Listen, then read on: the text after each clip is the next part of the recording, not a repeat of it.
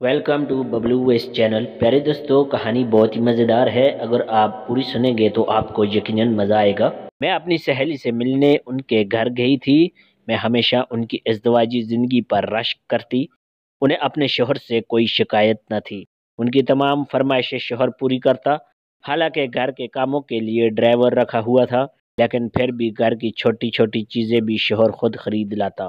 اس دن ان کے گھر پکا کھانا مجھے بہت لذیذ لگا۔ میں وہ ڈش بنانے کی ترکیب لکھنا چاہتی تھی۔ میں نے کچن میں چائے بناتی سہیلی کو آواز دی کہ کاغذ قلم چاہیے۔ انہوں نے کہا کہ ٹیبل کے ساتھ والی دراز کھولے، کاغذ و قلم وہیں پڑے ہیں۔ دراز میں رکھی ہوئی ایک کاپی میں نے نکال لی تاکہ کوئی خالی ورقہ نکال سکوں۔ صفحات پلٹتے میری نظر ایک فہرست پر پڑی جس میں گھریلو ضروریات کی اشیاء کے نام درج تھے۔ یہ فہرست بہت دلچسپ تھی۔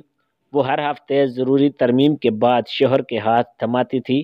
فہرست کچھ یوں تھی: جان، تیرے دل کی طرح سفید پنیر، تیرے جذبات کی طرح گرم مرچیں، تیرے بوسے کی طرح میٹھی شہد، تیرے لمس کی طرح ملائم صابن، تیرے قربت جیسی خوشبو، تیرے رخسار کی طرح لال ٹماٹر، تیری مونچھوں کی طرح زعفران، تیرے لہجے کی طرح چاکلیٹ۔ میں فہرست پڑھ کر لوٹ پوٹ کر ہنسی جا رہی تھی کہ میری سہیلی چائے کے 2 کپ لے کر پہنچ گئی۔ میں نے انہیں فہرست دکھا دی۔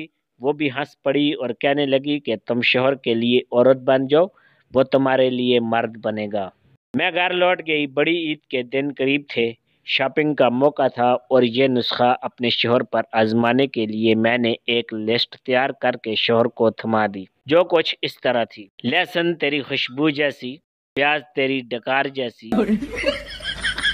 بینگن تیری رنگت جیسے، ٹماٹر تیری آنکھوں جیسے، گوبھی تیرے بالوں کی طرح، آلو تیرے ناک کی طرح، کالی مرچیں تیرے غصے کی طرح، کوکنگ آئل تیری بہتی ناک کی طرح، عید قربانی کے لیے بکرا تیری طرح۔ شوہر عید کے تیسرے دن گھر لوٹے تھے۔ ان کے ساتھ دی گئی فہرست میں سے کوئی چیز نہیں تھی۔ ہاں، البتہ ان کے ساتھ ایک نئی نویلی دلہن ضرور ہمراہ تھی۔